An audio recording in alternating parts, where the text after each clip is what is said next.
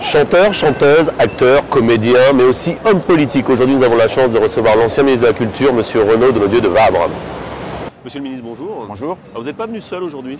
Non, je suis venu avec un compagnon extraordinaire qui s'appelle Diego, qui était un chien abandonné et que j'ai adopté il y a maintenant 4 ans. C'était en Corse, au sud de la Corse, à Bonifacio. Il avait donc à peu près 1 an, je pense, on ne sait pas exactement. Il avait les pattes très abîmées parce qu'il devait chercher ses maîtres. Et voilà, et donc ensuite il est devenu la mascotte de la rue de Valois pendant les 3 ans et demi où j'étais ministre en charge de la culture et de la communication.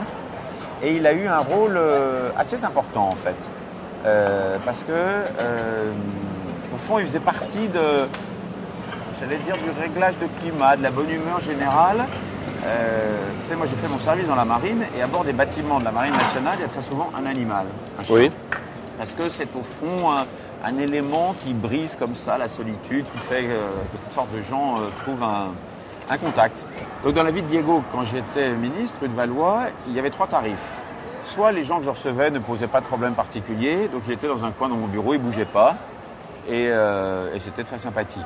Et il y a des photos comme ça absolument extraordinaires. Il a un pressbook d'enfer, parce qu'il y a notamment une photo avec une immense cantatrice mondialement célèbre, qui est Renée Fleming. Ah, très bien. Donc on discute tous les deux. Et il y a Diego qui est dans son coin, qui regarde et qui a l'air de vivre très heureux. Soit il fallait faire un peu plus attention, parce qu'il y a des gens qui sont un peu légitimement choqués, ou qui ne peuvent ne pas comprendre, ne pas aimer. Et donc il était dans un secrétariat ou dans le bureau d'un de mes conseillers. Alors il y avait d'ailleurs une typologie à l'intérieur de mon cabinet. Il y avait ceux qui aimaient bien les chiens, ceux qui ne les aimaient pas. Mais alors plus ceux qui ne l'aimaient pas, ils se vengeaient. C'est-à-dire qu'à ce moment-là, ils adoraient bouffer leur costard. Ah bah donc, voilà. C'était un bon principe. Et puis le troisième cas de figure, c'était vraiment quand il y avait soit une négociation syndicale, soit des rendez-vous politiquement compliqués, soit des personnalités étrangères très importantes qui vraiment n'aimaient pas du tout les chiens. J'étais généralement chez le gardien du ministère. Il y a eu une fois une histoire extraordinaire où j'avais invité Sofia Coppola pour la convaincre de tourner Marie-Antoinette à Versailles. C'était un dîner. Elle était venue avec une veste en zibeline beige très jolie. Diego était en tarif numéro 3, c'est-à-dire Donc caché, chez le gardien. alors, caché. Et puis à un moment, complicité aidant, les portes s'ouvrent. Et à ce moment-là, donc il vient, et par définition, comme on a une vraie affection, il vient me dire bonjour. Et il voit sur le rebord de la chaise de ma voisine une veste en zibeline beige. Il l'a pris pour la peau de son frère. Il est parti en courant avec la veste de zibeline. Ça a failli créer évidemment une vraie perturbation. J'ai pu restituer la veste en bon état. Je dis avec humour, ça n'a pas coûté 1 euro aux contribuables français. Marie-Antoinette a été tournée à Versailles. Mais évidemment, le problème, c'est que Diego n'a pas eu de rôle dans le film. Et là, je suis excessivement fier aujourd'hui parce que dans la période actuelle, je ne dis pas principalement, mais je suis notamment son agent artistique et aujourd'hui, c'est son premier tournage. J'ai l'impression que c'est vraiment une histoire d'amour entre Diego et vous. Ah oui, je l'aime bien. Oui, franchement, je vous l'aime bien. Vous lui racontez tout? Est-ce que vous parlez entre vous? Il est très jaloux, Diego. C'est extraordinaire. C'est-à-dire, s'il voit des gens qu'il ne connaît pas et qui se posent des questions, alors il aboie et il est... Oui, c'est... On a un lien assez particulier. Vous étiez le seul ministre avec un animal? Non. Plein de ministres en avaient.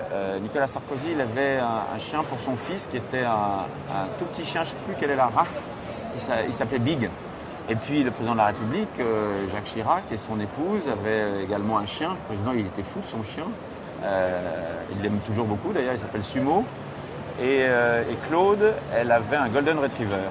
Est-ce que vous seriez pour un ministre de l'animal de compagnie? Non, bien sûr que non. Mais il y a des questions liées aux animaux, notamment la maltraitance, qui évidemment sont des questions qui sont traitées, j'allais dire juridiquement.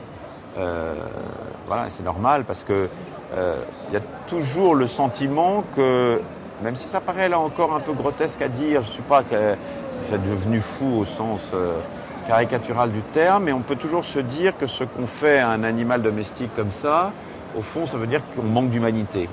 Moi, j'ai vu un jour des gens flanqués par la fenêtre de leur voiture sur une autoroute, un animal domestique, en l'occurrence c'était un petit chien. Il est mort évidemment sur le coup, parce que sur une autoroute, quand les voitures vont vite. Donc voilà, ça suppose beaucoup de précautions. Pour terminer, j'ai une baguette magique, c'est la tradition de l'émission. Vous allez pouvoir, l'espace d'un instant, vous transformer en animal, ça serait lequel? Qu'est-ce que ça serait? Alors, il y a un autre aspect, parce que je préfère bien sûr les chiens, mais je pense que dans une vie antérieure, j'ai dû être chat de gouttière. Pourquoi? Parce que moi, je suis assez claustrophobe, et pour moi, l'appartement idéal dans une ville, c'est sur les toits, contemplant les autres toits, parce que ça donne un espèce de sentiment de liberté absolument extraordinaire. Donc voilà, donc je préfère les chiens dans la vie quotidienne, mais dans ma vie antérieure, je suis la réincarnation d'un chat de gouttière. Merci, monsieur le ministre. Merci. Oui, oui.